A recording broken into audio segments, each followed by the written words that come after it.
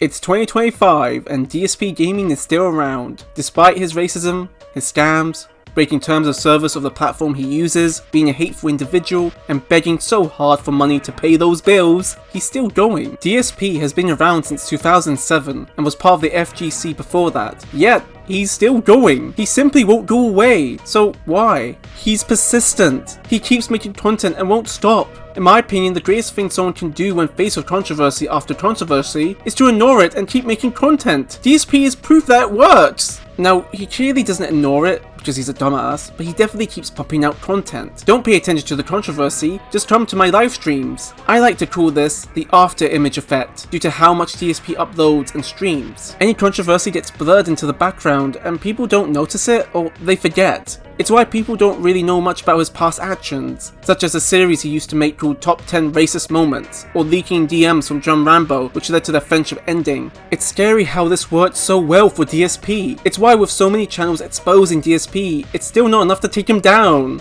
Speaking about channels who make content about DSP, slop channels who simply re-upload DSP's stuff don't really do much to sway people away from him. For example, let's look at Duty Streams. This channel posts re-uploads of DSP's content. They spam uploads just like DSP. By the way, if you adopt the enemy's tactics, you haven't really defeated them. Here's a video they posted called DSP has a meltdown over the FGC ruining Fatal Fury emoji! It's just a re-upload. This duty adds nothing.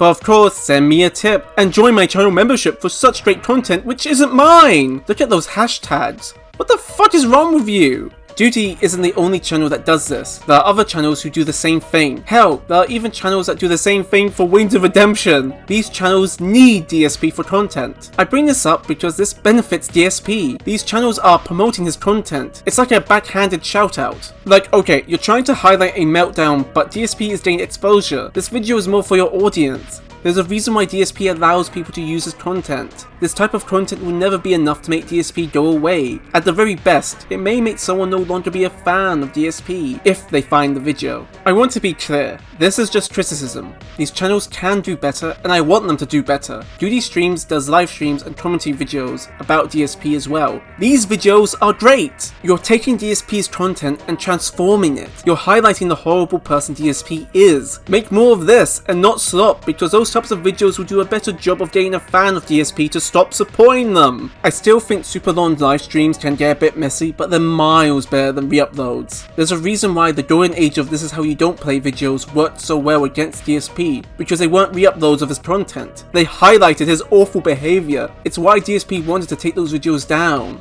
In addition, not all channels that cover DSP make slop. Luid World Order, in my opinion, is one of the best channels that covers DSP. Their editing is just so good. Before I move on from this section, some of you may say, but Marcy, you made content about DSP and other YouTubers. That is true, but it's not slop. Now don't spam re-uploads. They're more like little essay videos covering something horrible that DSP has done in the past. They're short, concise, and get straight to the point, kind of like bite-sized DSP lore. So he's still around and some channels who cover him just make slop. So what will it take for DSP to go away for good? Honestly, the only person who could take down DSP is DSP. He would have to commit a horrific crime where he would be put into jail or something at that level. Something so bad that he can't return back to streaming. Or perhaps due to old age and bad health, he can't stream anymore. The point is, DSP has to end DSP. Of course, there is a slight chance that YouTube and the other platforms he's using will wisen up and just ban his account, but at this point, I doubt that. You may ask, is there something we can do? In my opinion, the best thing to do is just ignore him. Don't give him any attention. If you do want to make content about DSP, don't make slop. Make concise, straightforward videos that highlight his awful behavior, or do a live stream. If I may paraphrase the great Mr. Metaker, there's more to life than DSP. He will always be around. To the content curators, don't be super obsessed with him, because your actions will become no different from his. I miss Mr. Metaker. He was the OG DSP detractor, exposing his bullshit from the very start. Anyway, that's my video. Do let me know your thoughts. Will DSP ever go down, or will we keep on making content? See ya.